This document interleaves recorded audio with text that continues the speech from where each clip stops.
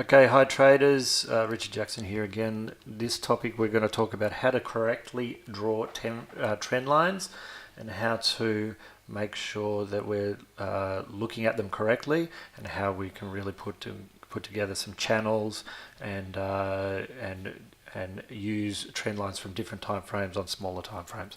Okay, so firstly, what I'm going to do just for the ease of this video is just delete these indicators so that we can see what's going on. I'm also going to knock off these moving averages just so that everyone can see this very clearly. Okay, so let's start off with zoomed out, and we are going to start off on a daily chart. Okay, so what we do want to do when we get our trend line, we want to have obviously the trend line. If we double click on the line and then go to right click and then have a look at the properties, we want to make sure that we've got this ray selected. Okay, what I might do is I might just thicken it up a little bit for the purpose of the video. Okay, so everyone can see it nicely. Okay, if I press backspace now or delete because I have it selected, it'll get rid of the trend line. So firstly, what we're going to do is we're going to have a look at. Well, I'm really focusing on what price is doing here at the moment, so we can see that we've been in an uptrend. Okay, so what I'm going to do is I'm going to find the lowest point in the recent history. Okay, and then I'm going to find the next lowest point that I can find. Okay, and you can see here that I've now got this low point here, the lowest low, and then the next lowest low, and we can see that we've obviously had a bounce there to continue the move to the upside. Now I'm just going to leave that there. That might have some significance into the future as as time goes on, but what I'm going to also do now is I'm going to have a look at this low, okay, because obviously we've got more volatility, we've got steeper in the trend, okay, and I'm going to place from that low to this low, this retracement in here. Okay, so everyone can see that. Whoops. Now it's good to be specific with this. All right, and we also make sure that we understand that trend lines are an area. Okay, so we've had this. Let me just.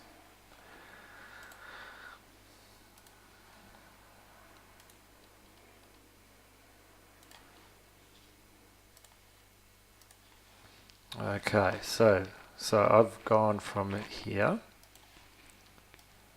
This is my original.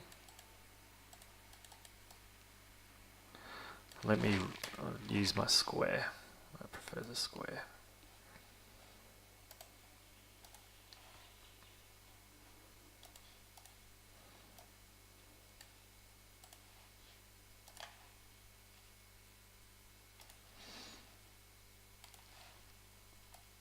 That's better. Okay. I might change the color of that. Rectangle properties, we make it something that's not so full on. There we go, that's better. Okay, so there's my initial point on the second trend line. There's my second point on the trend line, and we can see that we've had some significant touching there. And we've also currently got some significant touching here. So what we could do is we could assume that this may continue to the upside. All right. So what we can do also is, now that I've drawn my trend lines, now on an uptrend, we always draw the trend lines on the bottom. On a downtrend, we always draw them across the tops. Okay. Because what we're trying to find is a break of the trend line to signify a reversal in the trend. All right. Okay, so firstly what we want to do is if I've selected this trend line here and I want to see what's going on with the channel, I can just hold down my control key and move it, and it will just copy it. Okay. So I can assume that may be a channel in there. okay, if we've got any significance in it. Okay, so that may signify that this will keep moving to the upside right up into $1.32 mark. Okay, we don't know whether that's going to happen or not, but what we want to do is we want to double check on the fundamentals as well. All right, so that's how you draw an upward trend. And that's how you copy the trend line to have a look at the channel as well. If I do my last with my last indicator or drawing that I put on there, if I press backspace, it will just get rid of the last one. So let's have a look at a downtrend. I'm just going to have a look at this little downtrend in here. Okay. So here's my last significant high, and then I had one in here, okay? You can see that if I did that over these last two, then we've got an attempt to go short again there. If we've got the attempt to go short there, and when we have gone short, we may have been able to get a break even, but what we've also got is we've got a break of the trend line and then it being used as resistance and then in here as support. Okay, you can see here, and then we follow it down. We can also draw our next trend line across these, okay, and cross in there. Okay, all right, so there is the downtrends. Okay, so if we want to draw trend lines to on a downtrend, it's across the top. Trend lines and an uptrend, it's across the bottoms. Okay, now we've got a few fairly significant trend lines in there. We've done this on a daily chart, so this is a quite wide time frame. So let's just double check what it's going on on a 4-hour chart.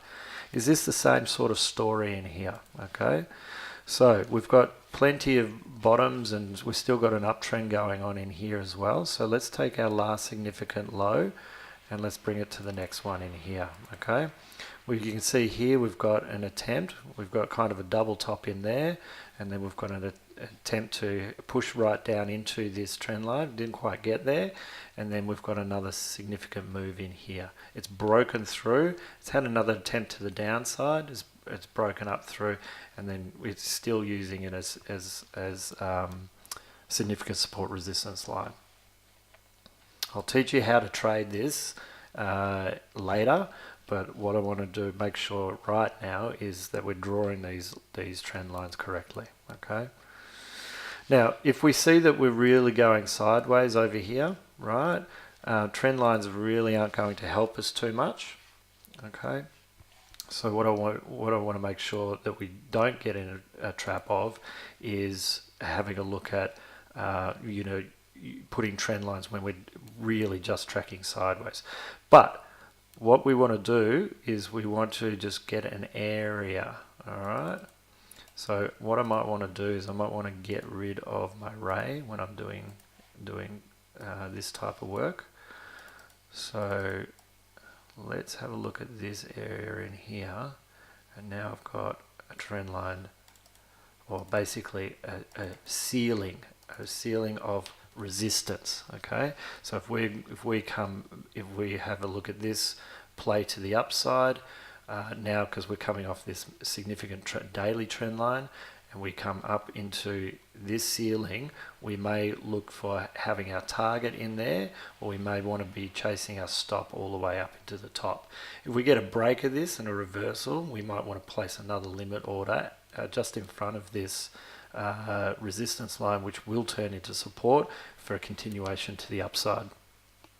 Okay, so having a look at trend lines and ceilings and obviously lows, or multiple areas where you've got support, they're going to have a significant effect on your entries and trading.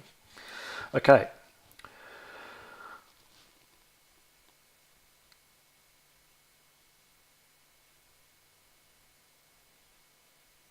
Okay, one more thing that I want to describe to everybody is this. Okay, it is very significant in the market that if we have, let's say we've come up through here.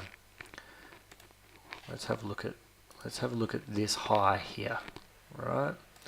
We've got a bunch of highs, and then we've got a bunch of we've had a break here. We've had some support back through here. We've had some more support back through here. We've had more support back through here. Then we've had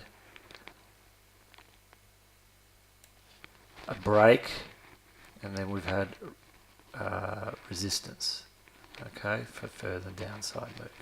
If we keep going all the way along, we can see that there's certain levels which have significant effect on the market on an ongoing basis, okay. You can see here, and none of this will never ever be perfect, okay. But if we use proper money management, we can get some good results out of the market just based on these type of theories.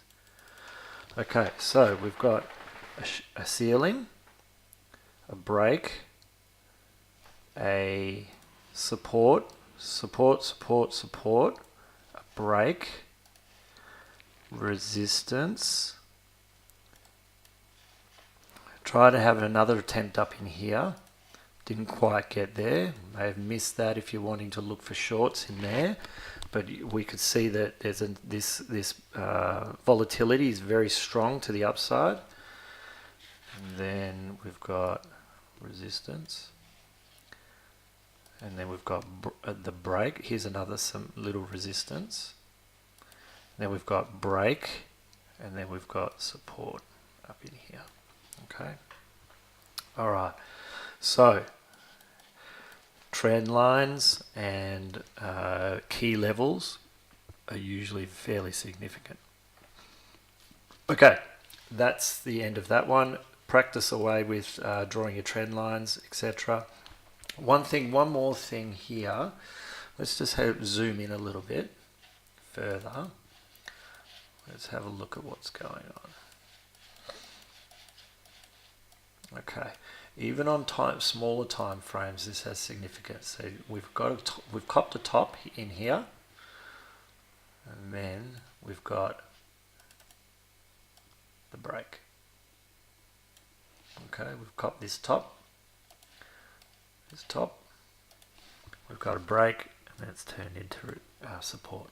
Okay, with small plays, let's have a look at the distances in here. You know, you still get 50, 60 pips out of these moves. Okay, even if it's gone, if you're looking for further with money management, you start off with your stop below the last low. Let's say we've got a nice stop in there. As soon as we see that we're moving in our direction, we would have probably moved our stop right up into just under break even. Okay, in case it does turn around on you. Okay, I'll leave that one there.